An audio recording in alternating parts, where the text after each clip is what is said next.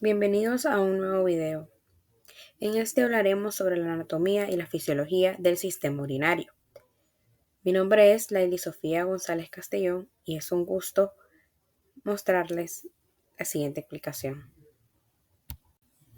Dentro de los contenidos abordaremos la anatomía funcional del sistema urinario, además de una breve introducción, la fisiología de la micción, el control neurológico, la uretra femenina, la uretra masculina y evaluación urodinámica de la hiperplasia prostática benigna.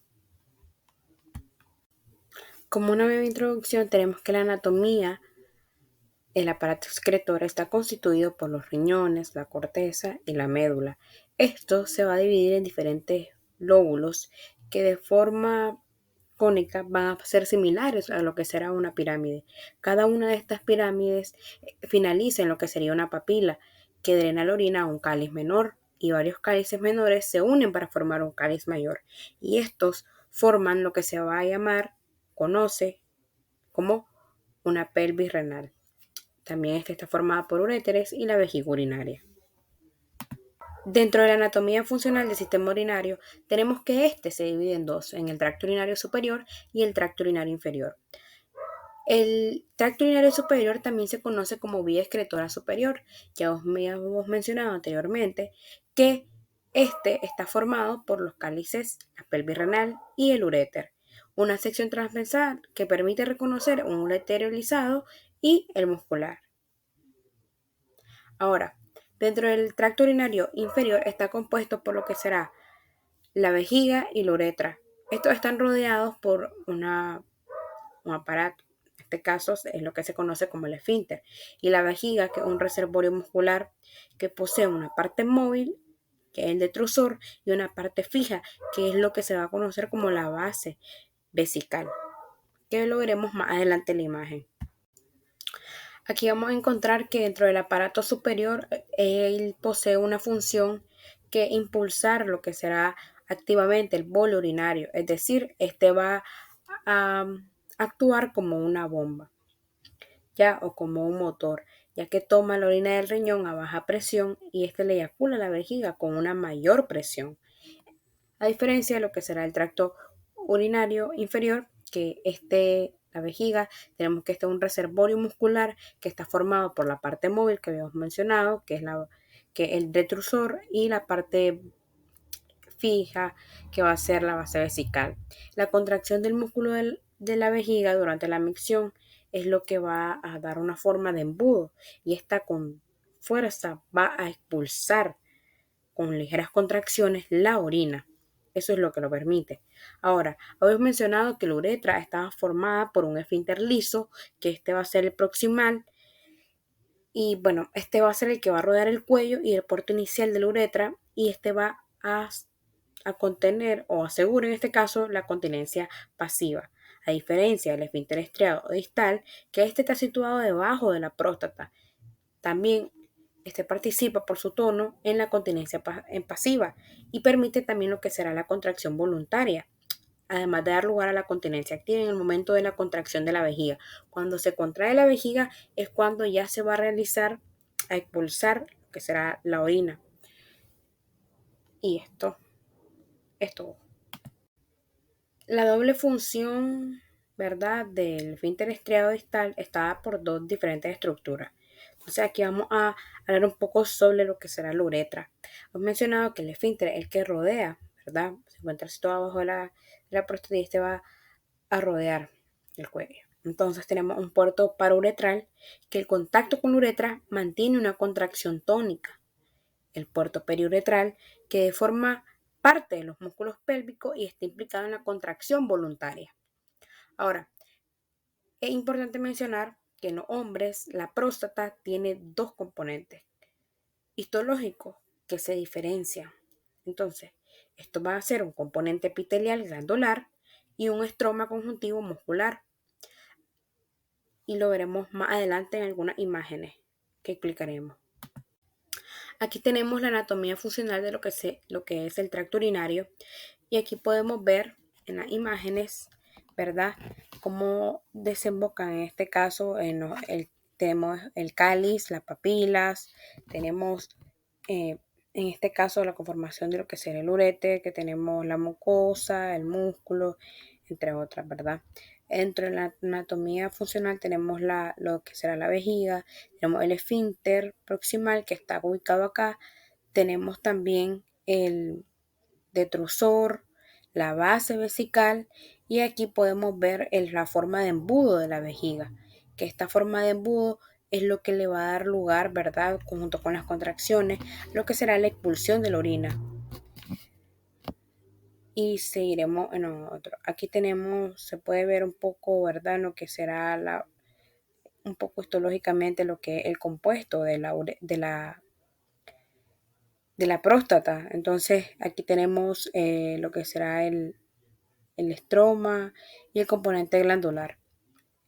En otras imágenes se ve un poco más claro. Aquí tenemos algunas de las imágenes un poco más claras. Podemos ver a la uretra. Aquí tenemos que el compuesto, o en este caso histológicamente, se conoce como uretelio al epitelio transicional de la vejiga, ya que este no posee una forma específica, sino que a medida que se llena la vejiga, este se ensancha. Cuando se desvacía, este vuelve a cambiar su forma. Entonces, aquí tenemos, ¿verdad? Lo que el peritoneo, tenemos el esfínter uretral interno y el externo y la vejiga urinaria. También tenemos el esfínter preprostático, la zona periférica y el esfínter estriado distal que habíamos mencionado anteriormente, se puede observar en la imagen. Aquí ya se encuentra señalada, ¿verdad?, de forma objetiva un corte histológico de lo que será una próstata. Entonces se encuentran señalados por medio de unas flechas celestes que indican lo que serán las glándulas individuales túbulo-alveolares de la próstata objetiva, ¿verdad? Entonces tenemos también cómo se diferencia el conjunto fibroelástico que está vascularizado o con fibras musculares lisas, en este caso. Entonces, un poco del abordaje histológico y se puede apreciar en esa imagen. Dentro de la fisiología de la micción tenemos de que la orina es secretada por los riñones de forma continua. Sin embargo, tenemos que este puede ser un flujo variable y es transportada por la vía excretora superior al aparato vésico-esfínter o lo que se conoce como el tracto urinario inferior. Este posee de dobles funciones: permitir el almacenamiento de la orina durante horas, que esto sería la continencia pasiva, además de que permite también la impulsión de la orina completa y sin esfuerzo unas pocas decenas de segundos. Aquí podemos ver que tenemos dos fases: la fase de llenado, que durante el llenado la presión de la vejiga permanece baja y la presión de la uretra es alta. A nivel de la vejiga, pues tenemos de que puede estar vacía y la presión que esta posee es de 5 a 10 centímetros de agua. A medida que la vejiga se va llenando, la presión o el tono de la vejiga permanece baja, ya que va alcanzando alrededor de entre 15 a 20 centímetros de agua de presión. Y la vejiga puede alcanzar una capacidad para almacenar de entre 30 a 500 cc.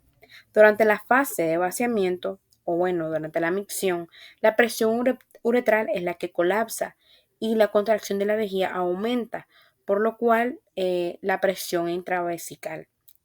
A nivel de la uretra hay una disminución rápida de lo que será la presión uretral. Entonces esto va a preceder a un aumento de la presión de la vejiga en unos segundos y la relajación uretral, cuando ya se da la parte de la micción. Dentro del control neurológico tenemos una descarga parasimpática, que es el principal estímulo de la uretra, de la vejiga, y la relajación de la uretra. La primera consecuencia es la disminución de lo que se conoce como el tono uretral, ya que hay una inhibición del sistema simpático a nivel de los centros doso-lumbares y de los ganglios periféricos, además del sistema somático a su paso por el tronco encefálico. Aquí tenemos una imagen, ¿verdad?, que explica lo que es la neurofisiología de la micción. Aquí tenemos el control miccional, que en el lóbulo frontal estos impulsos van a viajar, ¿verdad?, a través del tronco encefálico.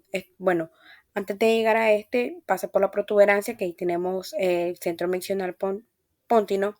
Estos viajan a la médula espinal Y aquí podemos ver el centro miccional de la médula lumbar entre L2 a L4, además del centro miccional de la médula. Aquí podemos ver que los nervios periféricos, hipogástrico y pélvico, estos van a accionar sobre el músculo detrusor y el esfínter. Posteriormente, ¿verdad?, se va a realizar lo que será la micción. En esta imagen se puede apreciar como un breve resumen de lo que es la fisiología de la micción. Ya hemos mencionado que la baja presión de la vejiga, ¿verdad?, durante este momento es lo que ocurre, una adaptación permanente del volumen, y luego la orina será excretada. Entonces ahí se pueden observar un poco, ¿verdad?, este breve resumen para que ustedes puedan observarlo. Sobre el control neurológico, bueno, podemos ver de que también pueden ocurrir algunas lesiones al nivel del control de la micción. Entonces tenemos la corteza sensitiva motora, y dependiendo del sitio de la lesión se pueden dar problemas en la micción.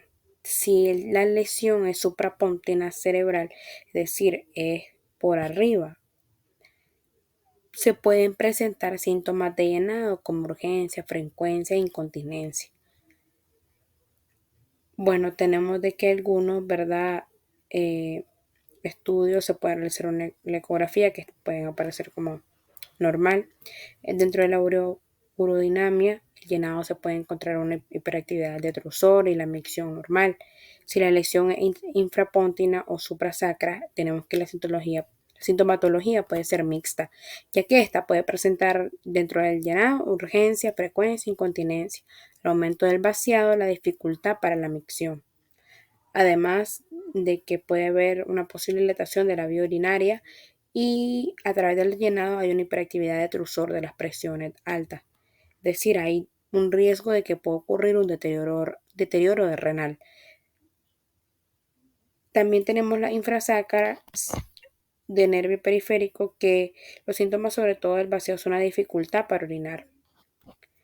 Dentro del llenado podemos ver que la capacidad vesical está aumentada y la incontinencia es bastante probable, ¿verdad?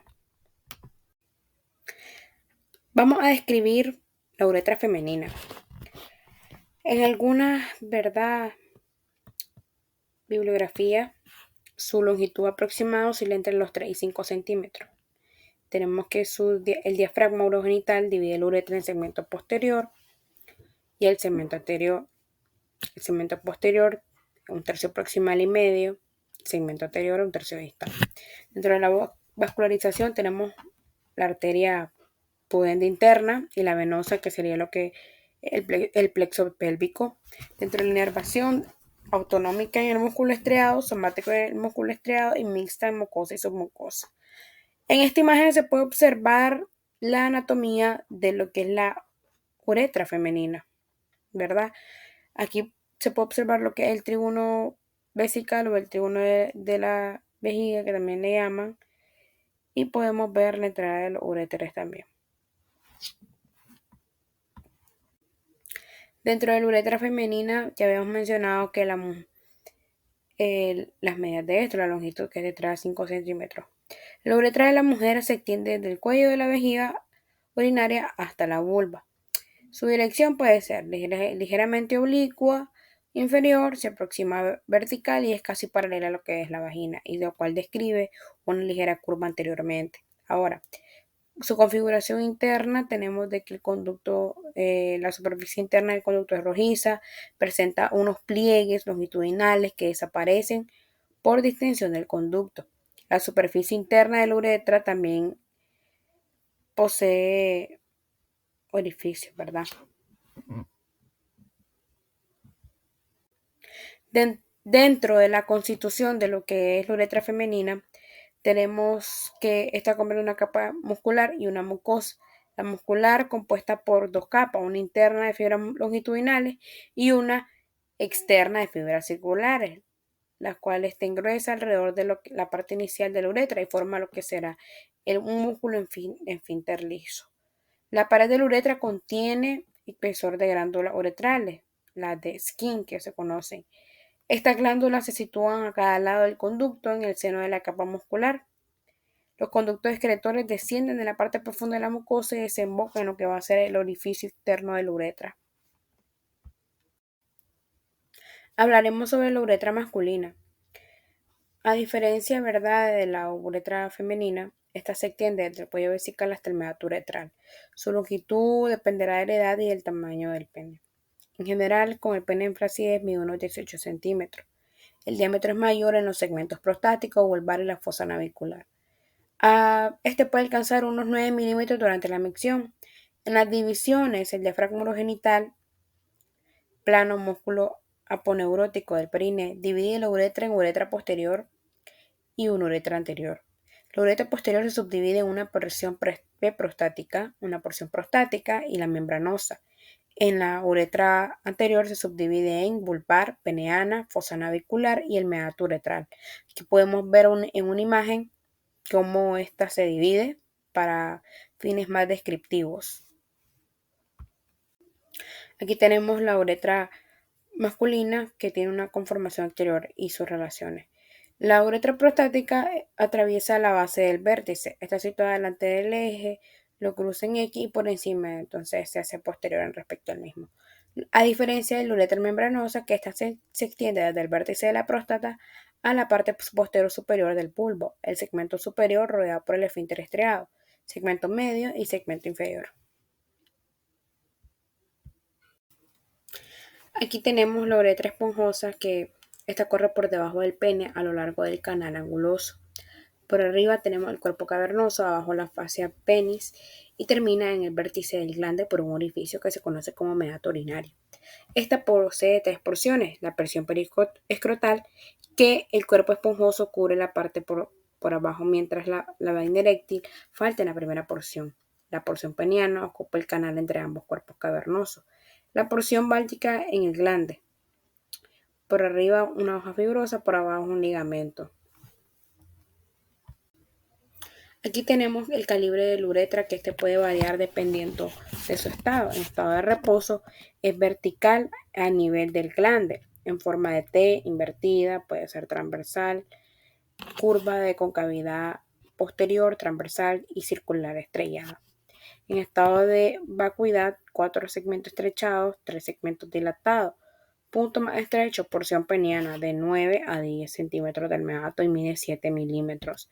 Las paredes de la uretra hasta 9 milímetros de diámetro y 28 milímetros de circunferencia. En esta imagen se puede apreciar anatómicamente las partes de la uretra masculina que ya hemos mencionado en el video anteriormente.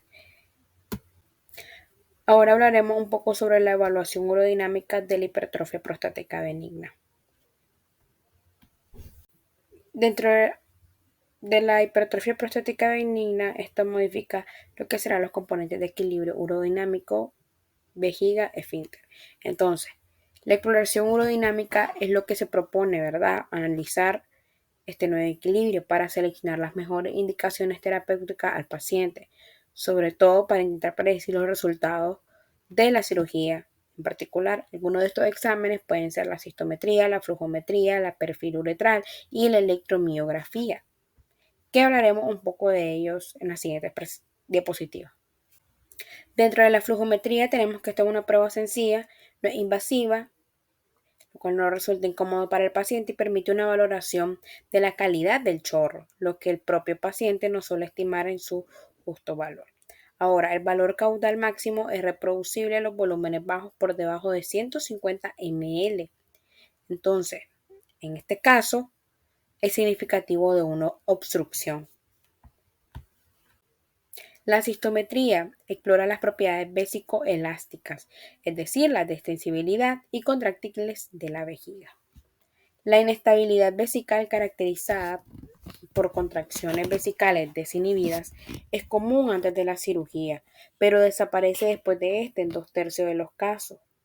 La contractibilidad vesical, con una presión miccional superior a 70 centímetros de agua, es el mejor signo de obstrucción compensada.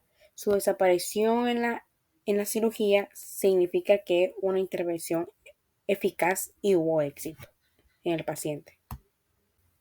El perfil uretral refleja la presencia de hipertrofia prostática en forma de meseta. Es decir, este seguida de un pico correspondiente al esfínter estriado, pero el valor de este último por sí solo no proporciona ninguna información sobre los riesgos de la incontinencia postoperatoria. La electromiografía es el registro de la actividad eléctrica del esfínter uretral estriado distal. Este examen permite apreciar la sinergia entre el esfínter de la vejiga y el esfínter que relaja cuando se contrae durante la micción. Muchas gracias por su atención.